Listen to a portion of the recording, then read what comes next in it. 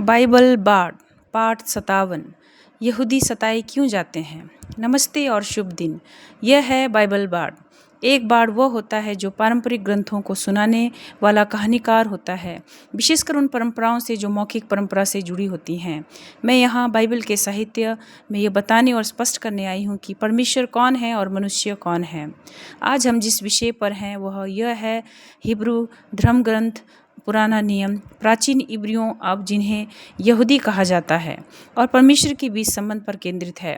यह कथा अब्राहम, उनके पुत्र इसहाक और उनके पौत्र याकूब, जिसका नाम बाद में इज़राइल रखा गया, से आरंभ होती है, जिनके 12 पुत्र इज़राइल की 12 जातियों के आधार बनते हैं। अकाल के समय याकूब का परिवार कुल 70 लोग मिस्र चले जाते हैं और वहाँ 430 वर्षों में एक राष्ट्र बन जाते हैं। हालांकि इस अवधि का आधा हिस्सा वे दास्तां में बिताते हैं। परमेश्वर मूसा को फिरौन से उनका छुटकारा मांगने भेजता है, जो पहले तो मना करता है, फिर कई चमत्कारिक विपत्तियां आने के बाद वह उन्हें जाने देता है। मूसा के नेतृत्व में वे जंगल में माउंट सीने पर पहुंचते हैं और वहां परमेश्वर से एक वाचा करते हैं। निर्गमन 19:8 और 24:3 में लोग यह प्रतिज्ञा करते हैं। निर्गमन 19:8, सारी प्रजा ने एक स्वर से उत्तर दिया, जो कुछ यहोवा ने कहा है हम करेंगे। और मूसा लोगों का उत्तर यहोवा को पहुंचाता है। निर्गमन 24:3, जब मूसा ने जाकर यहोवा की सारी बातें और विधियों को लोगों को बताया, तो वे एक स्वर से बोले, जो कुछ यहोवा ने कहा है हम अवश्य करेंगे। यह वाचा एक तरफा नहीं था। व्यवस्था विवरण 7:6 में परमेश्वर का पक्ष बताया गया है, क्योंकि तू अपने परमेश्वर यहोवा के लिए पवित्र जाति है। तेरा परमेश्वर यहोवा ने तुझे पृथ्वी की सारी जातियों में से चुनकर अपनी निज प्रजा ठहराया है। बाकी हिब्रू धर्म ग्रंथ में यह दर्शाया गया है कि इजरायलियों ने बार बार परमेश्वर के साथ अपनी वाचा तोड़ी। यद्यपि कुछ अच्छे राजा लोगों को परमेश्वर की ओर लौटने में मदद करते हैं, पर अधिकतर समय वे मूर्ति पूजा में लगे रहते हैं।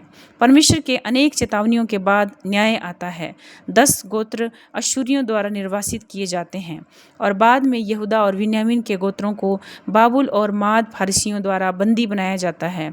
फिर भी यहूदी निर्वासन में भी फलते फूलते हैं और कुछ यरूशलेम लौटकर नगर और मंदिर का पुनर्निर्माण करते हैं। यह कहानी लगभग 2000 वर्षों की है और यीशु के समय तक पहुंचती है, जब यहूदी राष्ट्र रोमनों के अधीन पुनर्गठित रूप में होता है। यीशु, जो कि अंतिम यहूदी भविष्यवक्ता माने जाते हैं, लोगों से अपनी वाचा पर लौटने का आग्रह करते हैं और शासकों की कपटता की निंदा करते हैं। मत्ती 5:27-28 में वे कहते हैं, तुम सुन चुके हो कि कहा गया है व्यभिचार ना करना, परंतु मैं तुमसे कहता हूँ कि जो कोई किसी स्त्री पर कुदृष्टि से दृष्टि डाले, वह अपने मन में उसके साथ पहले ही व्यभिचार कर चुका है।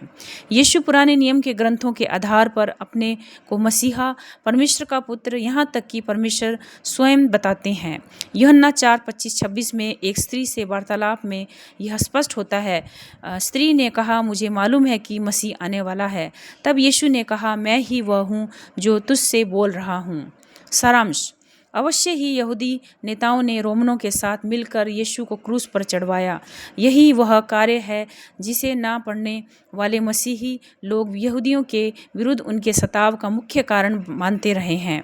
AD 70 में यहूदी मंदिर का नाश और यहूदी राष्ट्र का समाप्त होना कुछ ने परमेश्वर का दंड माना और यह सोच बनी कि यहूदी परमेश्वर द्वारा शापित हैं।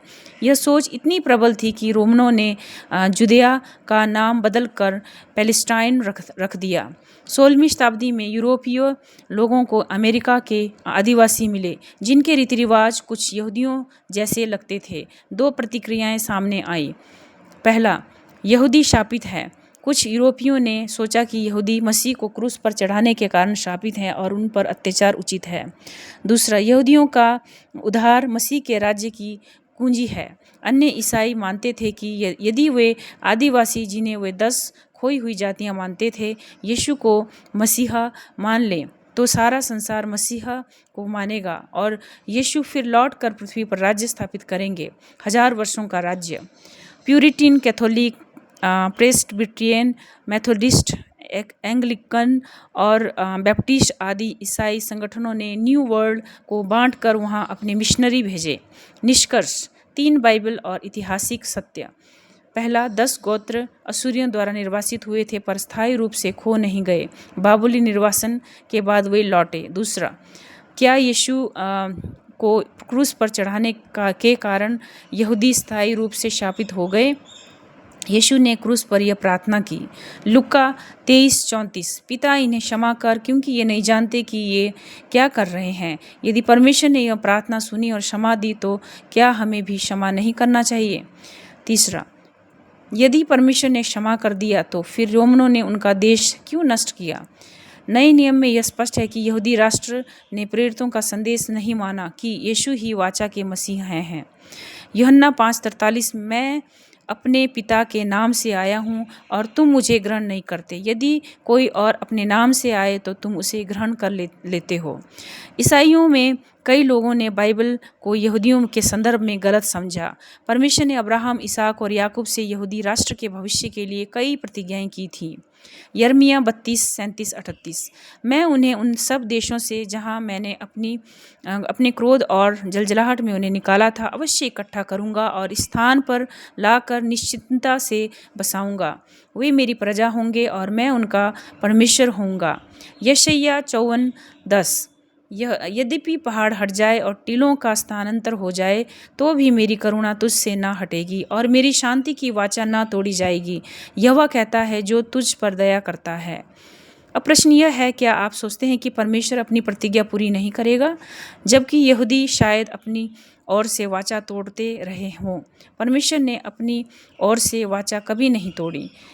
बाइबल बाड़ बस यही प्रस्तुत करता है कि बाइबल किसी विषय पर क्या सिखाती है।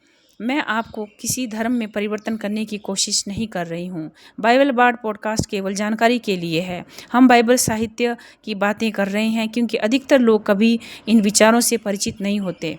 आप स्वयं निर्णय लें कि आप बाइबल की बातों से सहमत हैं या नहीं। यही है बाइबल बाड़ की शैली।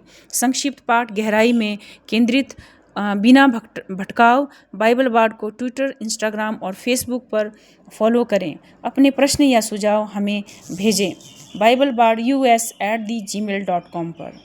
धन्यवाद। आपका दिन शुभ रहे।